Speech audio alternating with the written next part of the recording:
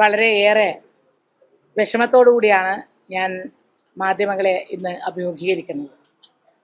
കഴിഞ്ഞ ഒരു 3-4 ദിവസമായിട്ട് കേരളത്തിലും കേരളത്തിൻ്റെ പുറത്ത് എല്ലാ സ്ഥലങ്ങളിലും മലയാളം അറിയാവുന്ന എല്ലാവരെയും വിശ്വസിപ്പിക്കാൻ വേണ്ടിയായിരിക്കണം എനിക്കെതിരെ വളരെ തെറ്റായ, അടിസ്ഥാനരഹിതമായ, അസംബന്ധമായ വാർത്തകൾ ജനം ടി വിയുടെ ഭാഗത്തു നിന്ന്, അതിനുശേഷം കർമ്മ, അതിനുശേഷം ഭാരത് ലൈവ്, ഇതെല്ലാം കഴിഞ്ഞതിന് ശേഷം ഞങ്ങളുടെ കണ്ണൂർ ജില്ലയിലുള്ള ഒരു സായാഹ്ന പത്രം സുദിനം, ഞാൻ ഇത്രയുമാണ് എനിക്ക് അയച്ചു തന്നത്.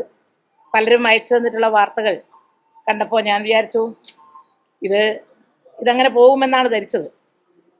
പക്ഷെ അത് തുടർച്ചയായിട്ട് യൂട്യൂബ് ചാനൽ എന്നുള്ള നിലയിലും ജനം ടി വി സാധാരണ നിങ്ങളുടെ കൂട്ടത്തിലുള്ള ഒരു ചാനലാണ്. അവ ഇങ്ങനെ അത് അടിക്കടി വന്ന് വീണ്ടും വീണ്ടും എൻ്റെ നാട്ടിൽ നിന്ന് പ്രത്യേകിച്ചും ഇത് അടിയന്തരമായിട്ട് ഇതിനെ സംബന്ധിച്ച് പ്രതികരിച്ചില്ലെങ്കിൽ അത് വലിയ വിഷമം ഞങ്ങൾക്കൊക്കെ തോന്നുന്നുണ്ട്. ഞാൻ വിചാരിച്ചത് കുറേ യൂട്യൂബ് ചാനലിൽ എനിക്കെതിരെ ഒരുപാട് വാർത്തകൾ വരാറുണ്ട്. പക്ഷേ ഞാൻ കഴിഞ്ഞ 2 ദിവസം മുൻപ് തന്നെ ഇതിനെതിരെ കേസ് കൊടുക്കാൻ ആവശ്യമായിട്ടുള്ള ഇതിൻ്റെ വസ്തുതകളൊക്കെ ശേഖരിച്ചുകൊണ്ട് വീഡിയോ, അതുപോലെ സുദിന പത്രത്തിൻ്റെ കോപ്പി, ഇതൊക്കെ ശേഖരിച്ചുകൊണ്ട് ഞാൻ കേസ് കൊടുക്കുന്നതിന് വേണ്ടി അഡ്വക്കേറ്റിനെ ഏൽപ്പിച്ചു. പക്ഷേ ഇന്ന് വീണ്ടും, ഇന്നലെയും ഇന്നുമായിട്ട് വീണ്ടും നിരവധി പേർ എനിക്ക് ആ ചാനൽ അയച്ചു തന്നു. പ്രത്യേകിച്ച് ഭാരത് ലൈവ്, ജനം, കർമ്മ, ഇവരുടെയൊക്കെ വീഡിയോ അയച്ചു തന്നു. അതിൽ പറയുന്നത് ഏതോ ഒരു PR കൃഷ്ണൻ എന്ന് പറയുന്ന MLA ഉണ്ടത്രേ. ആ വ്യക്തിയുടെ ഭാര്യ ആയിട്ട് ഞാൻ അഭിനയിച്ച് നിയമസഭയിൽ MLA എന്നുള്ള നിലയിൽ കിട്ടേണ്ടുന്ന ഫാമിലി പെൻഷൻ ഞാൻ വാങ്ങുന്നു. ഇതാണ് വാർത്ത. ആ വാർത്ത അവതരണമൊക്കെ നിങ്ങളിന്ന് കേൾക്കണം. പെൺകുട്ടികളാണ് അവതരിപ്പിക്കുന്നത്. കേട്ടാൽ വിശ്വസിച്ചു പോകുന്ന വിധത്തിലാണ്, വളരെ വൾഗറായിട്ടാണ് അവതരിപ്പിക്കുന്നത്. വളരെ വൾഗറായിട്ടാണ്. ഇത്രയും തെറ്റായിട്ടുള്ള, അടിസ്ഥാനരഹിതമായ ഒരു വാർത്ത എന്നെപ്പോലെ 50 കൊല്ലമായിട്ട് ഈ സമൂഹത്തിൽ ഞാനുണ്ട്. എന്നിട്ട് ആ പെൺകുട്ടികൾ ഒരു വാക്കിനോട് ചോദിക്കുക, ഇല്ല. ആരെങ്കിലും ഇങ്ങനെ എന്തെങ്കിലും ഉണ്ടോ? ഇല്ല. ഇങ്ങനെ ചോദിക്കാതെ വസ്തുതകൾ അടിസ്ഥാനരഹിതമായിട്ട് സമൂഹത്തിൽ ഒരു പൊതുപ്രവർത്തകയെ സമൂഹത്തിനിടയിൽ നാറ്റിക്കുക, അപമതിപ്പുണ്ടാക്കുക എന്നുള്ള ആ ദുരുദ്ദേശത്തിലൂടെയല്ലേ? അല്ല ഇതിൻ്റെ പിന്നിൽ എനിക്കെതിരായ രാഷ്ട്രീയ ശത്രുക്കൾ ആരെങ്കിലും ഉണ്ടോ? കാരണം ഒരുപാട് തവണ പല ഘട്ടങ്ങളിലായിട്ട് ഇത്തരത്തിലുള്ള തെറ്റായിട്ടുള്ള വാർത്തകൾ എനിക്കെതിരെ വന്നിട്ടുണ്ട്. ഞാൻ ഉദാഹരണം നിങ്ങൾക്കൊക്കെ അറിയാം. ഒരുപാട് കാലം ഞാൻ കമൻറ്റ് എനിക്കെതിരെ പലരും വളരെ വൃത്തികെട്ട രീതിയിൽ കൊണ്ടുവരാറുണ്ട്. തീവ്രത ഞാൻ ഉപയോഗിച്ചൊരു വാക്കല്ല. ഞാൻ ആ സംഭവവുമായി ബന്ധപ്പെട്ടുകൊണ്ട് ഉപയോഗിച്ച വാക്കല്ല. എന്നിട്ട് എന്തോരം മോശമായിട്ടാണ്, എത്ര തവണയാണ്, ഏതെല്ലാം പേജിലാണ് എനിക്കെതിരായിട്ട് ഈ ഇത്ര വൃത്തികെട്ട വിധത്തിൽ എഴുതി എന്നെപ്പോലുള്ള ഇത്രയും പ്രായമുള്ള ഒരു സ്ത്രീക്കെതിരെ ഈ കേരളത്തിൽ കമൻ്റ് ഇട്ട് പിന്നെ ഞാൻ വിചാരിച്ചു ഇതിനെല്ലാം എത്രയാണ് പ്രതികരിക്കുക. ഒരു തവണയല്ല 2 തവണ ഞാൻ കേസ് കൊടുത്ത ഒരു തവണ BJPയുടെ നേതാവ് ഗോപാലകൃഷ്ണൻ പരസ്യമായിട്ട് മാപ്പ് പറഞ്ഞു. അത് തെറ്റിപ്പോയി. ഞാൻ പിന്നീട് അന്വേഷിച്ചപ്പോൾ അങ്ങനെ ഇല്ല, അത് തെറ്റായിരുന്നു എന്ന് മനസ്സിലായി. അന്തരിച്ചുപോയ ബഹുമാന്യനായ എൻ്റെ സഹപ്രവർത്തകനായിരുന്നു നിയമസഭയിൽ PT തോമസ് എറണാകുളം പ്രസ് ക്ലബിൽ വെച്ച് ഒരു പത്രസമ്മേളനം നടത്തി പറഞ്ഞു, കോവിഡ് കാലത്ത് എൻ്റെ മകന് ഓക്സിജൻ പ്ലാന്റിൽ ആ ഓക്സിജൻ പ്ലാന്റിൽ ഉൽപ്പാദിപ്പിക്കുന്ന ഓക്സിജൻ കരിഞ്ചന്തയിൽ വിൽക്കാൻ വേണ്ടി പൂഴ്ത്തി വെച്ചിരിക്കുകയാണെന്നും അങ്ങനെ നിരവധി കുഞ്ഞുങ്ങൾ മരിക്കുകയാണെന്നും എല്ലാമുള്ള വാർത്ത വെറുതെ പറഞ്ഞതല്ല. പത്രസമ്മേളനത്തിൽ എറണാകുളം അതിൻ്റെയൊക്കെ കോപ്പി നിങ്ങളൊക്കെ കണ്ടിട്ടുണ്ടാവും. പക്ഷെ ഞാനത് പയ്യന്നൂരിൽ ഒരു കേസ് കൊടുത്ത് തളിപ്പറമ്പിലുള്ള നമ്മൾ പ്രഗത്ഭനായിട്ടുള്ള ഒരു അഡ്വക്കേറ്റ് മുഖേന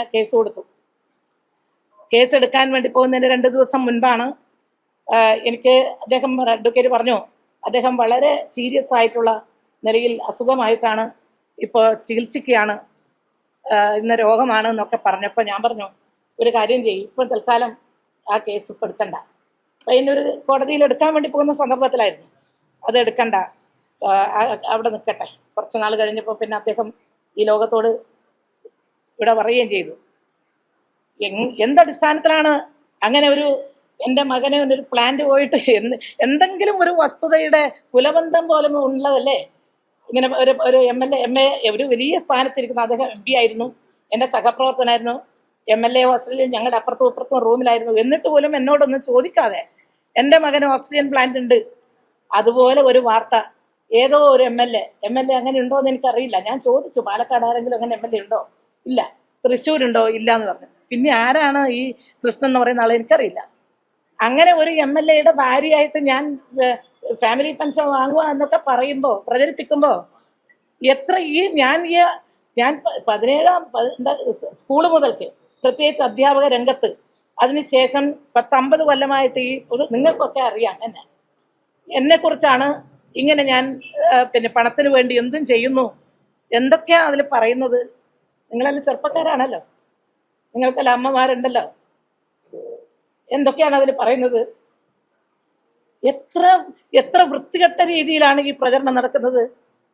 അത് ഏതായാലും ഇത്രയും കൊള്ളരുതാത്ത ഇന്ത്യക്ക് പുറത്തും ലോകത്തിലെമ്പാടുമുള്ള മലയാളികൾ കാണത്തക്ക വിധത്തിൽ ഈ യൂട്യൂബ് ചാനലുകൾ ഉപയോഗിച്ച് എന്നെപ്പോലെ ഒരു വ്യക്തിയെ ഈ രൂപത്തിൽ അധിക്ഷേപിക്കുമ്പോൾ നിങ്ങളാരും പ്രതികരിക്കും, നിങ്ങളാരും ചോദിച്ചിട്ടുമില്ല. എന്നോട് ആരും ചോദിച്ചില്ല ഇതുവരെ എന്താണ് വസ്തുത.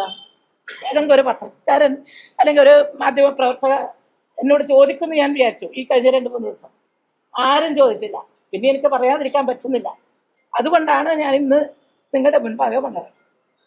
ഞാനിപ്പോൾ തീരുമാനിച്ചിരിക്കുന്നത് മാനനഷ്ടത്തിന് കേസ് കൊടുക്കണം തന്നെയാണ്. കാരണം ഇത്രയേറെ അഭിമാനക്ഷതം, മാനത്തിന് ഇത്രയധികം കോട്ടം സംഭവിച്ച ഒരു സന്ദർഭം എത്രയോ ഉണ്ടായിട്ടുണ്ട്.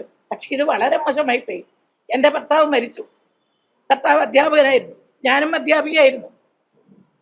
45 വയസ്സിന് വരെ ഞാൻ സ്കൂളിൽ പഠിപ്പിച്ചു. ഞാൻ സ്കൂളിൽ പഠിപ്പിച്ചത് 6-ലും 7-ലും ഞാൻ കണക്കും സയൻസുമാണ് ഞാൻ പഠിപ്പിച്ചത്. പലരും എന്നെക്കുറിച്ച് അങ്ങനെയൊന്നും അല്ല പറയാറ്, അധ്യാപികയല്ല എന്നൊക്കെയാണ്.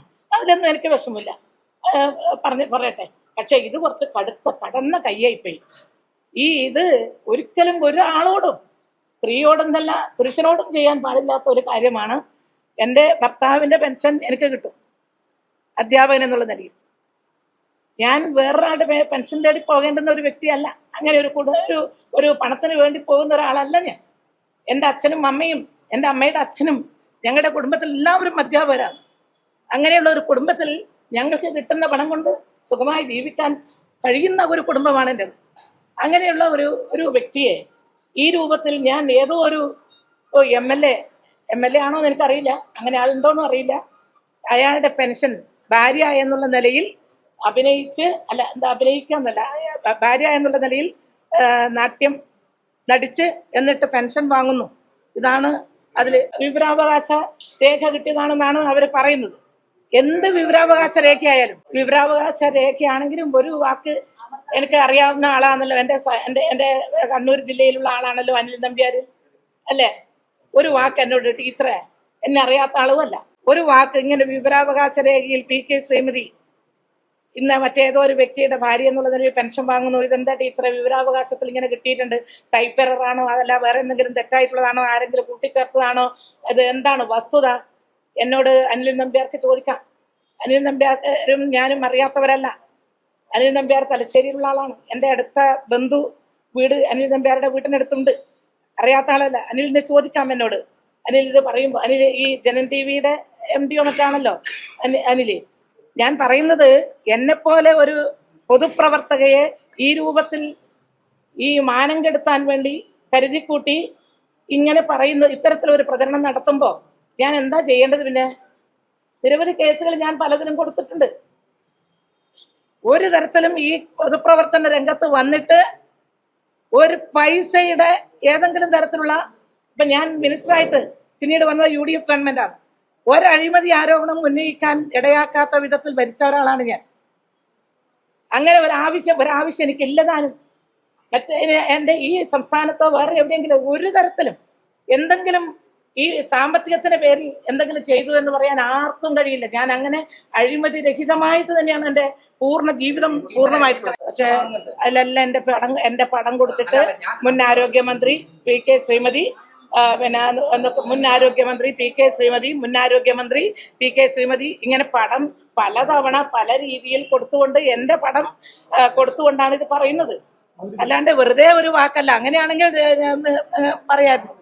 അതുകൊണ്ട് ഞാനിപ്പോ DGPക്കും അതുപോലെ ആഭ്യന്തരമന്ത്രിക്കും നിയമസഭ നമ്മുടെ ബഹുമാനപ്പെട്ട സ്പീക്കർക്കും ബഹുമാനപ്പെട്ട മുഖ്യമന്ത്രിക്കും എല്ലാവർക്കും ഒരു പരാതി കൊടുക്കാൻ തീരുമാനിച്ചിരിക്കുകയാണ്.